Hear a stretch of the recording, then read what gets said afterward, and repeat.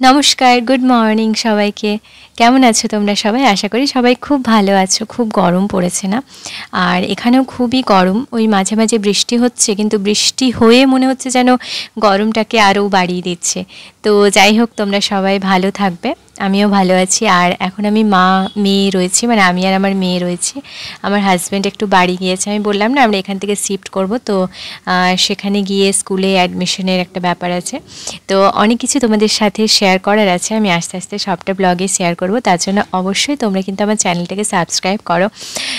তোমরা আমার পাশে থাকলে আমি সুন্দর সুন্দর ব্লগ শেয়ার করার আনন্দ পাবো। তবে জানি না তোমাদের মনের মতো ব্লগগুলো হচ্ছে কিনা, তবে আমি চেষ্টা করছি যতটুকু আমি পারি ততটুকু ভালো করে দেওয়ার। কারণ হচ্ছে সব সময় হয়ে ওঠে না, আমি আগেও বলেছি। আর এডিট করতেও অনেকটা সময় লাগে সব কিছু। তো যাই হোক, ওই জন্য আমি বেশি লং ব্লগ দিতে পারি না, ওই জন্য আমি শর্টস ভিডিও বেশি বানাই। আর এমনিতে আমি এরকম রিসাইটেশনে ক্লাস করাই, বাড়িতে গানের ক্লাস করাই। তো সেগুলো মোটিভেশনাল কিছু ভিডিও আমি তোমাদের সাথে শেয়ার করার চেষ্টা করি। তো সেগুলো তোমরা অবশ্যই শুনবে এবং যদি ভালো লাগে তো অবশ্যই সেগুলো শেয়ার করবে। আর আজকে আমি একটু ডিম রান্না করছি, ডিম কষা। তো এইভাবে যদি ডিমটা রান্না করা হয় তাহলে ডিমটা কিন্তু সত্যি অপূর্ব টেস্ট হয় খেতে। আমি ডিমগুলো সেদ্ধ করে নিয়েছি, তারপরে একটু হলুদ মাখিয়ে নিয়েছি।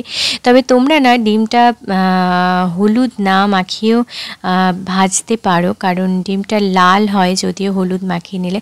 কিন্তু হলুদ মাখালে না একটা সমস্যা হয়ে যায়, যেটা তোমাদের হয় কি না আমি জানি না। আমার তো মনে হয় যে হলুদটা যখন ভাজা হয়ে যায় না তেলের মধ্যে, তখন তেলটা যেন একটু কালো কালো হয়ে যায়। তারপর যখন পেঁয়াজ টেয়াজগুলো ভাজি তখন একটু কেমন কেমন লাগে। তবে আলু টালু ভাজার ক্ষেত্রে না তোমরা চেষ্টা করবে হলুদটা না দিয়েই ভাজার, কারণ তাহলে ওই যে মানে বললাম যে তেলটা একটু লাল লাল কালো টাইপের হয়ে যায়। কিন্তু ডিমের ক্ষেত্রে হলুদটা দিতেই হয়, কারণ ডিমের মধ্যে একটা রেড ভাব আসে, সেই জন্য দিতেই হয়। তো আমি ডিমগুলো এই যে মাঝখানে একটু চিরি করে কেটে নিয়েছি, তার কারণ হচ্ছে ডিমটা ফাটবে না যখন আমি ভাজবো।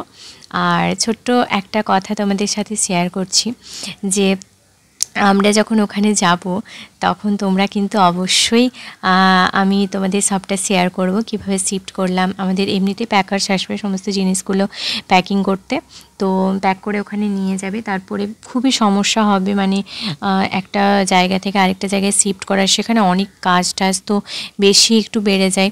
তো সেই জন্য মানে জানি না কতটা ব্লগ শেয়ার করতে পারবো, তো তবুও শেয়ার করব, তোমরা পাশে থেকো। আরেকটা কথা হচ্ছে, যাদের মনে হয় ব্লগ শেয়ার করার সময় আমারও এই যে 0 থেকে 1K পর্যন্ত যে সাবস্ক্রাইবার, এটা হতে কিন্তু অনেকটা সময় লাগে। এবং এটা হওয়ার সময় আমরা অনেকে ডিপ্রেসড হয়ে যাই যে হচ্ছে না তাহলে কি ভিডিও পোস্ট করা ছেড়েই দেব। কিন্তু এটা তোমরা কখনোই ভাববে না যে না ছেড়ে দেব, কারণ তোমরা এতটাও সাবস্ক্রাইবার ভিউ এগুলো না এতটাও ভেবে নিজের কাজটা মন দিয়ে করে যাবে। মানে নিজের যদি ভালো লাগে, যে আমি যেটা পারো, কেউ কবিতা বলতে ভালোবাসো, কেউ গল্প বলতে ভালোবাসো, কেউ মোটিভেশনাল ভিডিও শেয়ার করবে, কেউ লাইফস্টাইল ব্লগ শেয়ার করবে, মানে যার যেটা, কেউ মেকআপ ভিডিও শেয়ার করবে, কেউ ডান্স ভিডিও শেয়ার করবে, কেউ গানের। তো যার যেটা ভগবান মানুষকে কিন্তু একটা প্রতিভা অন্তত দিয়ে পাঠায়। কেউ রান্না করতে ভালোবাসো, তো সেই প্রতিভাটাই তোমরা তুলে ধরার চেষ্টা করবে। এবং আমি সেটার থেকে কি পাচ্ছি, আমি সাফল্য পাচ্ছি কিনা, এটার কথা তোমরা এতটাও ভাববে না। এবং তবে একটা কথা কি, তোমরা বেস্টটা দেওয়ার চেষ্টা করবে, কারণ যতটা কোয়ালিটি ভালো করা যায়, যতটা ভালো করতে পারবে ততটাই করবে। মানে আমাকে ভালো করতেই হবে, একে কপি করা, ওকে কপি করা, এগুলো একটু বেশি করবে না। কারণ হচ্ছে তুমি যখনই অন্যের ভিডিওকে বেশি কপি করবে, তখন যদি মনে হয় না তার ভিডিওটা তো খুব সুন্দর হচ্ছে, তাহলে তোমরা কিন্তু ডিমোটিভেট হয়ে যাবে। এবং সেটা তখন তোমাদের নিজেদের ইচ্ছে করবে না যে না আমরা আর ভিডিও বানাবো না, আমাদের ভিউজ আসছে না বা সাবস্ক্রাইবার বাড়ছে না। আমি কিন্তু অনেক কষ্ট করে টুকটুক করে, আমার আগে একটা চ্যানেল ছিল, তো সেটা মানে হ্যাক হয়ে গিয়েছিল না কি হয়েছিল আমি জানি না, ওই চ্যানেলটা আর খোলেনি। তো যাই হোক, এটা আমি নতুন একটা চ্যানেল নিজে ক্রিয়েট করেছি। তারপরে আমি কিন্তু এতটাও ভাবি না যে কবে আমার সাবস্ক্রাইবার হবে। কিন্তু দেখো, সেই করতে করতে তো আমার 850 সাবস্ক্রাইবার হয়ে গেল। 1K তো খুব তাড়াতাড়ি আশা করি হয়ে যাবে তোমাদের ভালোবাসা পেলে। তো যাই হোক, যদি সময় লাগে তো লাগুক না, আমি আমার কাজটা করে যাই। এমন তো আমরা কখনোই এটা কিন্তু ভাবতে পারি না যে আমি আজকে যেটা আছি কালকে আমি চেঞ্জ হয়ে যাব, কালকে আমি একটা বিশাল জায়গায় পৌঁছে যাব, বা কালকে না হোক আমি মানে সেটা ছেড়ে দিলাম 1 মাস পরেই আমি একটা ভালো জায়গায় পৌঁছে যাব, বা 1 বছর পরেই একটা ভালো জায়গায় পৌঁছাবো। এটা কিন্তু নাও হতে পারে, কারো একটু 1 বছর লাগে, কারো 2 বছর লাগতে পারে, কারো 3 বছর লাগতে পারে, কারো 4 বছর লাগতে পারে।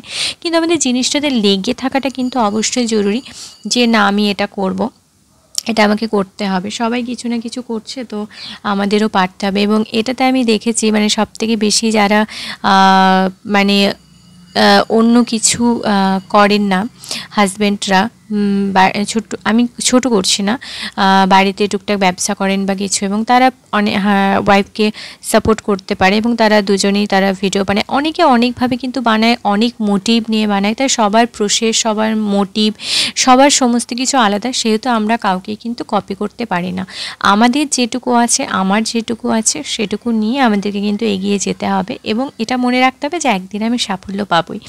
ভালো কাজ যদি তুমি করে যাও, পরিশ্রম যদি তুমি করে যাও, সফলতা কিন্তু একদিন আসবেই, সেটা কিন্তু কেউ আটকাতে পারবে না। এটা কিন্তু স্বয়ং বিবেকানন্দ বলেছিলেন যে তোমার মধ্যে যদি প্রতিভা থাকে, তোমার মধ্যে যদি ট্যালেন্ট থাকে, তোমার মধ্যে যদি চেষ্টা থাকে, তুমি যদি পরিশ্রম করে যাও, তাহলে কিন্তু একদিন তুমি একটা জায়গায় ঠিক পৌঁছে যাবে, সেখানে কিন্তু তোমাকে কেউ আটকাতে পারবে না। হ্যাঁ, একটু দেরি হতে পারে, কিন্তু পৌঁছবে।